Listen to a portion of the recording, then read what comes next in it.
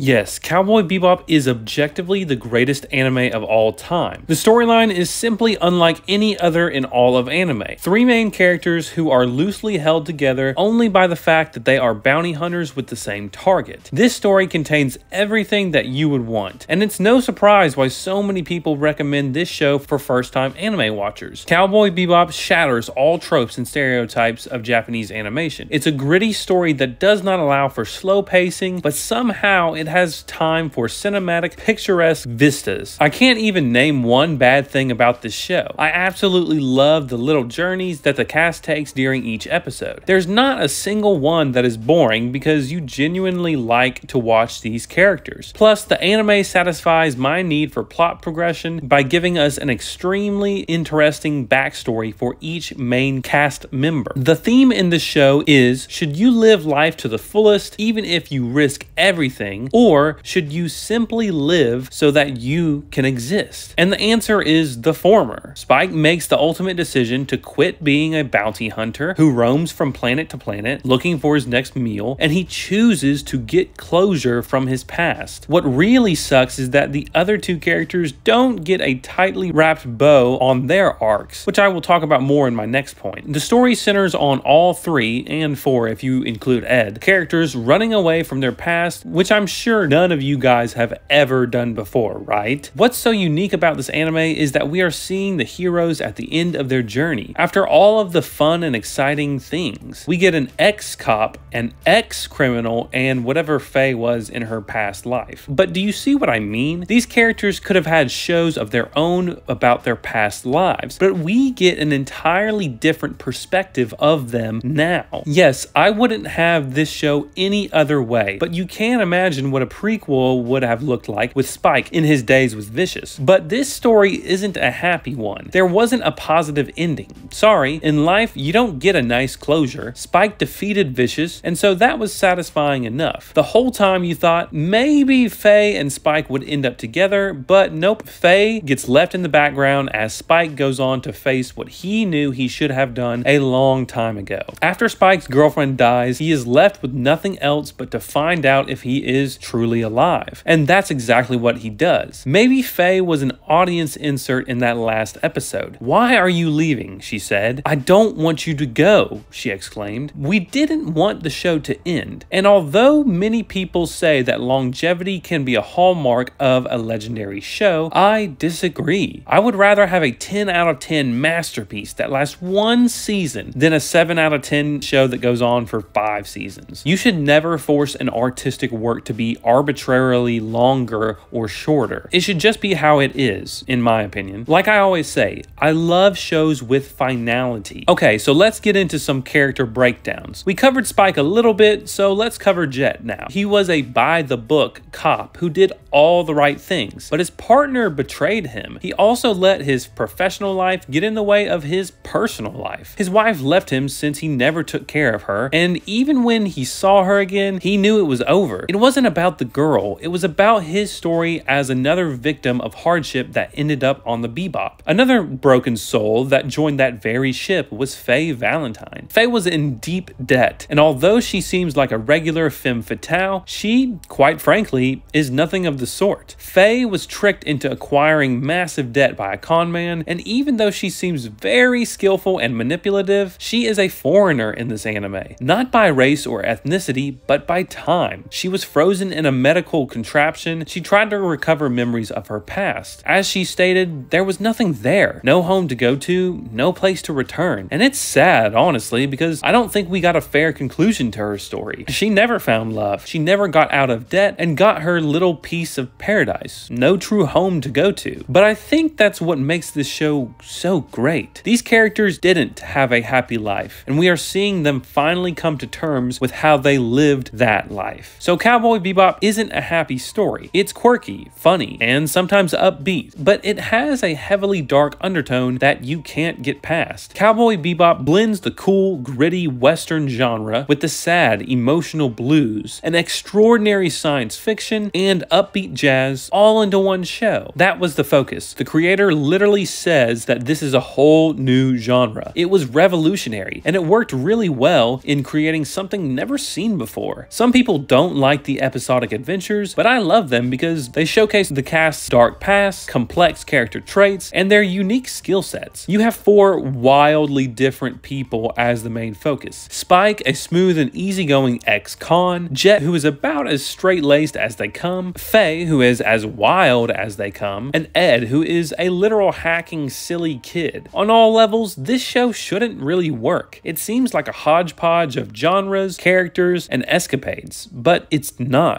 It's got a coherent plot of Vicious running into Spike and company while the story slightly but surely progresses. It's not too fast, but it's not too slow either. The Mushroom Samba, the Iron episode, and the recreation of the Alien movie weren't the best 20-minute pieces of anime, but they weren't terrible at all. Imagine you have 3 okay episodes in one anime, and the rest are all-time classics. Each episode is a cinematic experience. Its production quality is just insane. You have careful cinematography where each view is necessary. Sometimes, like in the Batman movie with Robert Pattinson, filmmakers will just shoot an unclear, blurry shot for 30 seconds, and everyone in the theater will say, "Wow, that was amazing." No, brother, that was stupid and a waste of time. Cowboy Bebop does cinematography correctly. It lets you know exactly what is going on in the scene, and it doesn't overstay its welcome when doing it. Let us see a beautiful vista and then get on with the plot. That's why you see so many cool looking pictures and clips of Cowboy Bebop. It has perfectly styled shots. Finally, here is where I have to dispel the notion that this is a personal bias. While I think that Naruto is my favorite anime of all time, Cowboy Bebop is objectively the best anime. The iconic characters, the melodious soundtrack by Yoko Kanno, and the existentialism of the theme all make for the perfect anime. What other anime could rival this show? Fullmetal Alchemist? No, it's boring, and it's honestly a mid-shonen show. Also, Cowboy Bebop is just a better version of Evangelion, only less needlessly depressing. All other shonen shows are way too long for anyone to assess them correctly. Cowboy Bebop is neatly compact, and it has probably the best pacing I have ever seen. I don't think any anime would appeal to as many people as this show would. That's why it is undoubtedly the best anime without bias. Cowboy Bebop is my pick for being the best objective anime. But what do you guys think? Is there an anime that is higher quality and stands the test of time better than this one? If you like this video, please consider subscribing. I understand that my opinion might be a bit jarring, but I want you to think deeply about the best anime ever. Is your bias seeking in, or is Cowboy Bebop the best objective anime ever? That's all for now. This is the Eagle-Eyed Samurai, signing off.